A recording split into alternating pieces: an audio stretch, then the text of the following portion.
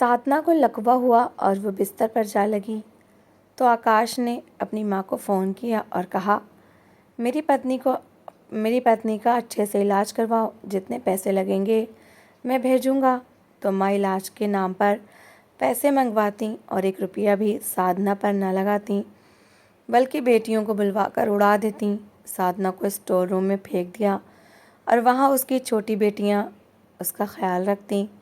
एक दिन आकाश ने माँ से कहा, वो अगले महीने आएगा। तो माँ ने सोचा, साधना को मार देती हूँ ताकि बेटे को इसकी हालत का पता न चले।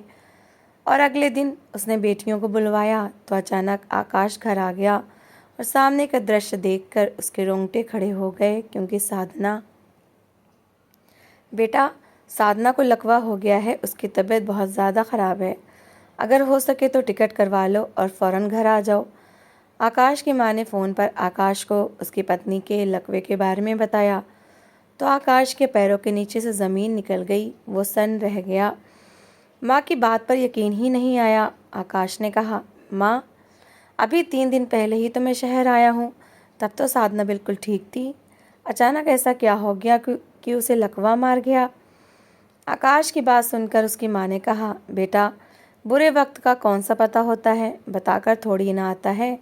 उसकी तबीयत बहुत ख़राब है। अगर तुमसे हो सके तो घर आ जाओ, छोड़ दो शहर का पीछा और अपनी पत्नी का इलाज करवाओ।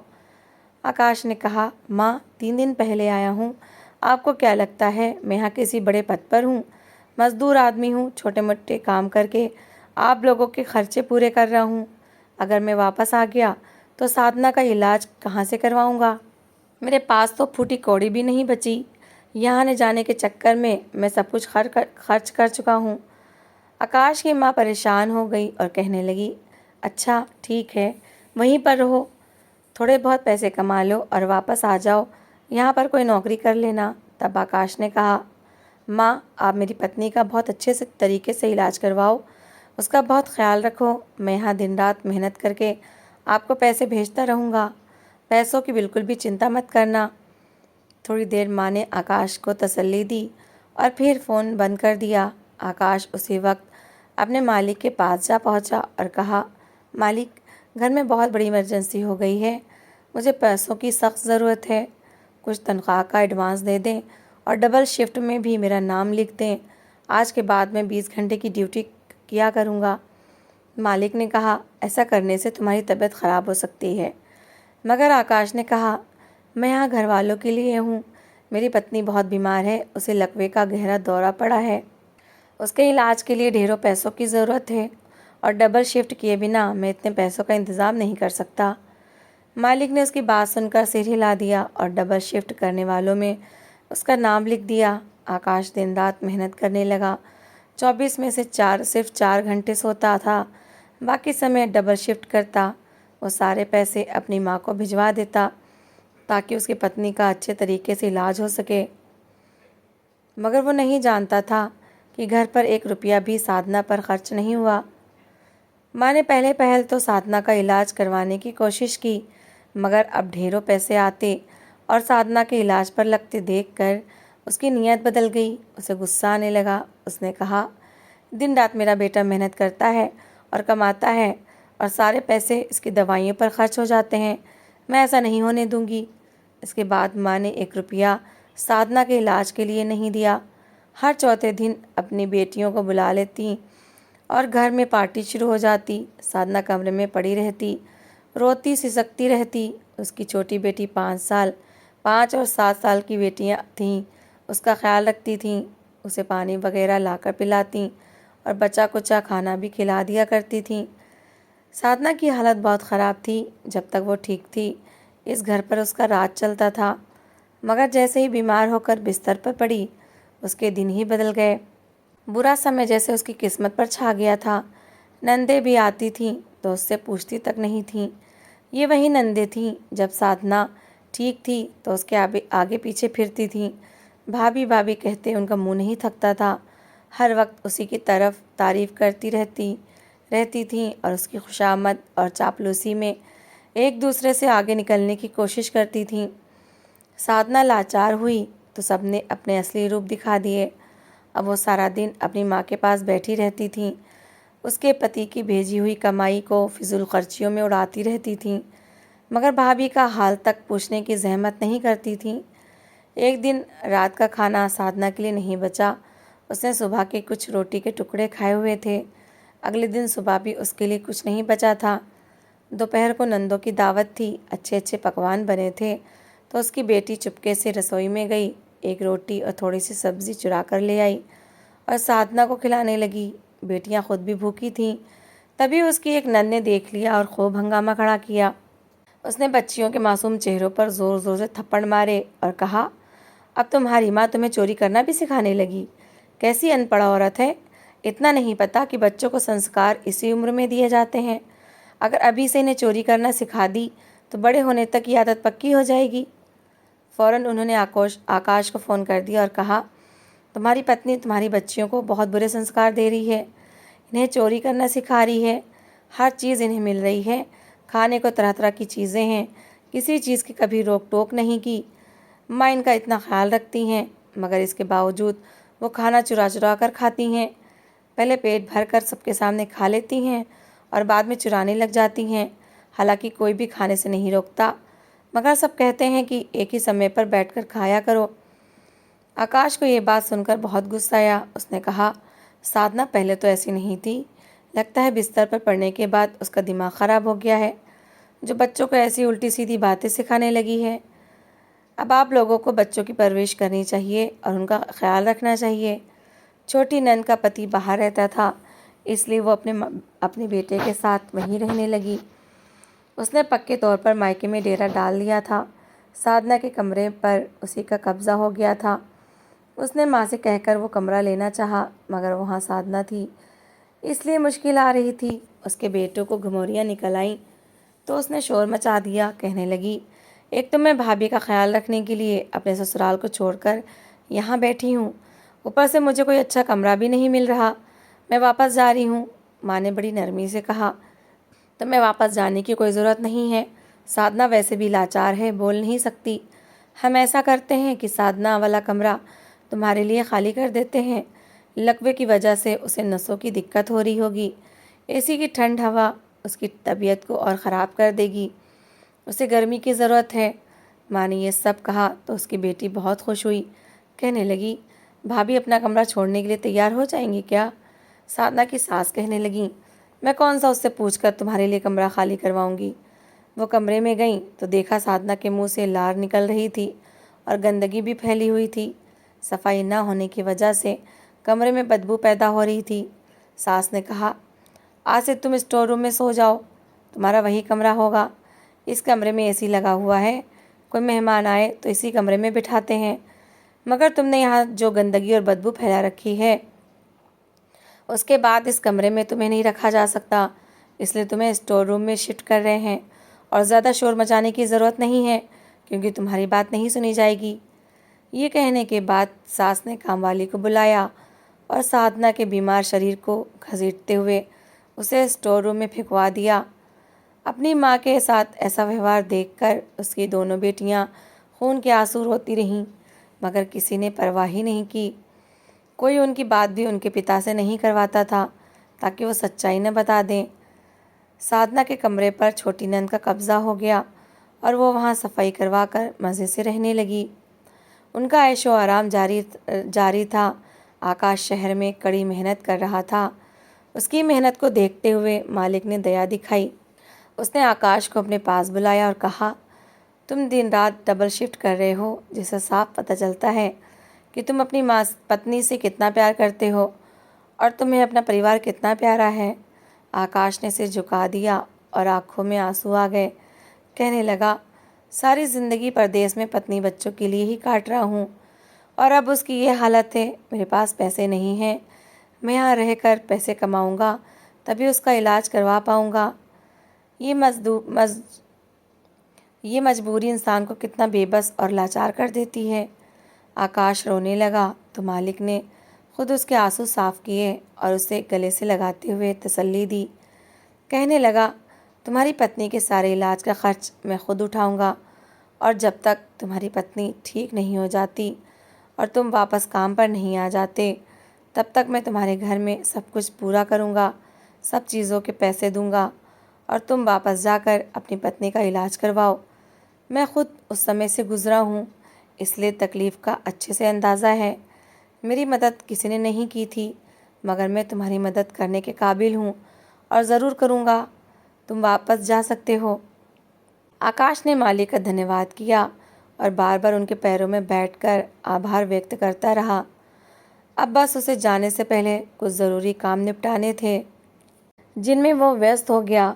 उसने माँ को बता दिया था कि अगले महीने वो घर आ जाएगा और ख़ुद साधना का इलाज करवाएगा, क्योंकि जो रिपोर्ट्स हर महीने आप भेजती हैं, मुझे कोई सुधार नज़र नहीं आता। माँ और साधना की नंदे शुरू की पहली रिपोर्ट्स की ही तस्वीरें बनाकर भेजती थीं।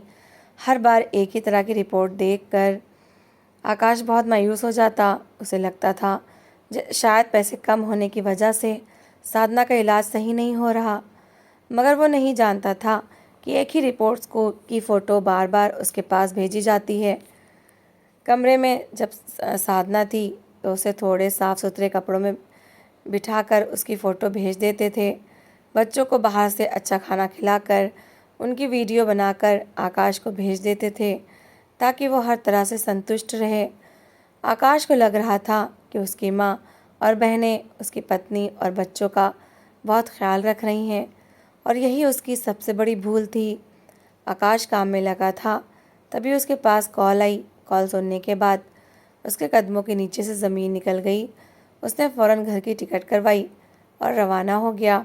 घर में जब से माँ ने सुना था कि आकाश वापस आ रहा है, तो उसके होश उड़ गए थे। वो जानती थी कि बच्चियाँ उसे कहीं ना कहीं सच बता देंगी। आकाश को सब पता चल जाएगा कि उसके भेजे हुए पैसे साधना पर नहीं, बल्कि वो खुद पर खर्च करती रही हैं। बेटियों को बुलाकर पार्टियां करती रही थीं, ऐशो आराम में रहती रही थीं, और उसकी पत्नी और बच्चों को खाने तक के लिए तरसाती रही थीं। आकाश की माँ बहुत परेशान हो रही थी। उसने अपने दिल की बात अपनी बेटी से की तो वो भी कहने लगी, हाँ माँ, परेशानी की बात तो है, मगर आपका दिमाग तो बहुत चलता है। इस चीज़ का कोई हल भी निकाल लें। भाभी से हमेशा के लिए पीछा छुड़ा लें। ऐसा करते हैं, भाभी की ज़ुबान काट देते हैं, या फिर ऐसी दवा दे देते हैं जिससे बीमारी और बढ़ जाए। तब माँ कहने लगी, हम जितना भी बुरी दवा दे दें, लेकिन आकाश आकर उसका अच्छे से इलाज करवा लेगा और वो ठीक हो जाएगी। मैंने देखा है, दोनों पति पत्नी एक दूसरे की मोहब्बत में जान तक दे देंगे, एक दूसरे की बहुत चिंता करते हैं। जब वो ठीक थी तो आकाश ने उसे कितने ठाट बाट से रखा हुआ था, तुम कौन सा नहीं जानती। अब सिर्फ एक ही रास्ता है जिससे सांप भी मर जाए और लाठी भी न टूटे, और वो ये है कि साधना मर जाए। तभी माँ के मन में खौफनाक योजना आई। उसने कहा, मैं साधना को जान से ही मार देती हूँ, ना रहेगा बाँस और ना बजेगी बाँसुरी। जब साधना जिंदा ही नहीं होगी तो वो हमारा क्या कर लेगा। आकाश अगले महीने वापस आ रहा है, कोई उसका पोस्टमार्टम करवाने वाला भी नहीं होगा। चिता की अग्नि से उसका शरीर भी जल चुका होगा। उसकी बच्चियों को भी किसी तरह बहला फुसलाकर अपनी तरफ कर लेंगे। अभी से उनका ख्याल रखना शुरू कर देंगे तो वह हमारी तरफ हो जाएंगी और माँ की कोई शिकायत नहीं करेंगी। माँ ने पूरा प्लान तैयार कर लिया था। अगले दिन उन्होंने अच्छा सा खाना बनाया और बच्चों को खिलाया। बच्चियाँ बहुत समय बाद अच्छा खाना खा रही थीं, इसलिए खुश हो गईं। उन्होंने अपनी माँ के लिए भी खाना ले जाना चाहा। तभी माँ ने खाने में नींद की गोलियाँ मिला दी थीं, ताकि साधना गहरी नींद सो जाए और फिर उसका काम तमाम कर दिया जाए। मगर खाना खिलाते ही छोटी बेटी से सब्ज़ी नीचे गिर गई। साधना ने रोटी खा ली, मगर सब्ज़ी नहीं खाई, और बेटी से अपनी लड़खड़ाती ज़ुबान में कहा, चुपके से ये सब्ज़ी साफ़ करके कहीं फेंक दो, वरना तुम्हारी बुआ या दादी ने देख लिया तो तुम्हें बहुत मारेंगी। वो बड़ी मुश्किल से बोलकर बच्चियों को समझा रही थी, ताकि उन्हें दादी और बुआ की मार से बचा सके। साधना रात को सो गई। माँ और नंद दबे कदमों से स्टोर रूम में आई। देखा तो साधना गहरी नींद सो रही थी। आज शायद उसके पेट में रोटी पड़ी थी, इसलिए वह सुकून में थी। उसकी बीमारी इतनी गंभीर नहीं थी जितनी इलाज न होने की वजह से बन गई थी। डॉक्टरों ने कहा था कि अगर समय पर इलाज हो जाता और दवाइयाँ टाइम पर मिलती तो साधना जल्द ठीक हो जाती, मगर वो लोग उसे ठीक होते हुए देखना नहीं चाहते थे। दोनों चुपके से साधना के पास आईं और वहाँ पड़ा हुआ तकिया उठाकर साधना के मुंह पर रख दिया। उसी समय घर में आहट हुई। वो दोनों घबरा गईं और ज़ोर से साधना का मुंह दबाने लगीं, ताकि जो भी आया है उसके आने से पहले साधना का काम तमाम कर दें और शोर मचा दें कि साधना मर गई। मगर उसी समय आकाश दरवाजे पर आ गया। अपनी माँ और बहन को ये हरकत करते देखकर वो चीखा, माँ, ये आप क्या कर रही हैं? फ़ौरन पीछे हट जाइए। वो भागकर आया और साधना के मुंह से तकिया हटाया। माँ और बहन हड़बड़ाकर कहने लगीं, हम तो बस ये देखने आए थे कि भाभी सो गई हैं या नहीं। आकाश ने गुस्से में कहा, ये तुम उसे सोते हुए देखने आई हो या हमेशा के लिए सुलाने आई हो? मैं सब समझ रहा हूँ। अच्छा यही है कि इसी समय यहाँ से निकल जाओ। मैं अभी तुम दोनों से बात नहीं करना चाहता। वो दोनों को बाहर निकालकर फ़ौरन साधना के पास आया, जिसकी सांस बुरी तरह उखड़ रही थी। आकाश को सामने देखकर वो कहने लगी, आकाश, मुझे छोड़कर मत जाना, वरना ये लोग मुझे मार देंगे। वो लड़खड़ाती ज़ुबान में बहुत ही दर्दनाक तरीके से बोल रही थी। आकाश को बहुत दुख हुआ। आकाश ने उसे गले से लगा लिया और कहा, अब मैं आ गया हूँ, किसी को भी तुम्हें नुकसान नहीं पहुँचाने दूंगा। उसने अपनी दोनों बेटियों को भी गले लगा लिया, जो ये सब देखकर बहुत डरी हुई थीं। अगले दिन आकाश किसी से बात किए बिना साधना को लेकर अस्पताल गया। वहाँ उसके सारे टेस्ट किए गए। डॉक्टर ने बताया कि लकवा काफ़ी पुराना हो चुका है और देखभाल न होने की वजह से बीमारी बढ़ गई है, मगर अच्छी दवाइयाँ दी गईं तो साधना इस लायक हो जाएगी कि उठकर चल फिर सके और थोड़ा बहुत कामकाज भी कर सके। संक्षेप में ये कि वो बिना किसी सहारे के अपनी ज़िंदगी जीने के लायक हो जाएगी। हालांकि ठंडे मौसम और ठंडी चीज़ों से सावधानी बरतनी होगी और दवाइयाँ समय पर देनी होंगी। आकाश ने डॉक्टर से वादा किया कि वो अपनी पत्नी का हर संभव तरीके से इलाज करवाएगा और उसकी सारी ज़रूरतों का ख्याल रखेगा और उसे किसी भी चीज़ की कमी नहीं होने देगा। आकाश उसे लेकर घर आ गया था। तभी उसने माँ बहन को बुलाया। कहने लगा, आप लोग मेरी माँ और बहन हैं, लेकिन आप लोगों ने मेरा घर बर्बाद करने में कोई कसर नहीं छोड़ी। मेरी पत्नी को मौत के मुंह तक ले आईं और फिर खुद ही अपने हाथों से उसे मारने जा रही थीं। अगर आपको पैसों का इतना ही लालच था तो मुझे बता देती, मैं आपको ढेरों पैसे भेज देता, जितने आपको चाहिए थे। मगर इस तरह मेरी पत्नी को मौत के मुंह तक क्यों ले गईं? माँ और बहन आकाश से माफ़ी मांगने लगीं, मगर वो मुंह मोड़कर खड़ा हो गया। उसे आज भी वो दिन याद था जब बड़ी बेटी ने रात को रोते हुए फ़ोन किया था और कहा था, पिताजी घर चले आइए। दादी और बुआ बातें कर रही थीं कि वो मम्मी को मार देंगी। उन्होंने हमारा कमरा भी छीन लिया है और हमें खाना भी नहीं देती, ना ही मम्मी को दवाई देती हैं। जब आपने घर आने की बात की थी तो हम बहुत ज़्यादा खुश हो गए थे, मगर तभी दादी और बुआ ने कहा कि वो मम्मी को मार देंगी और बच्चियों का क्या है, इन्हें 4 दिन अच्छा खाना देंगे तो वो हमारे ख़िलाफ़ बात नहीं करेंगी। ये सुनकर आकाश सन्न रह गया। उसे अपने कानों पर यकीन नहीं आया। अपने ही खून के रिश्ते उसके साथ किस तरह की बुरी साजिशें करने में लगे थे। वो वहीं बैठकर फूट फूट कर रोने लगा और फिर ज़रूरी कामों को छोड़कर तुरंत घर आ गया था।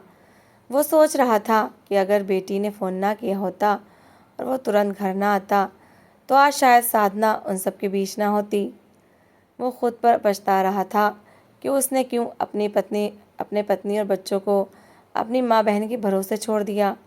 पत्नी बच्चे उसकी ज़िम्मेदारी थे, उसे खुद ख्याल रखना चाहिए था। उसने ये क्यों नहीं सोचा कि उसके परिवार की ज़िम्मेदारी कोई और उठाएगा। वो अपने फ़ैसलों पर पछता रहा था, लेकिन अभी बहुत ज़्यादा समय नहीं बीता था। वो साधना को अच्छे से अच्छे डॉक्टर के पास ले जाने लगा और उसका इलाज करवाने लगा।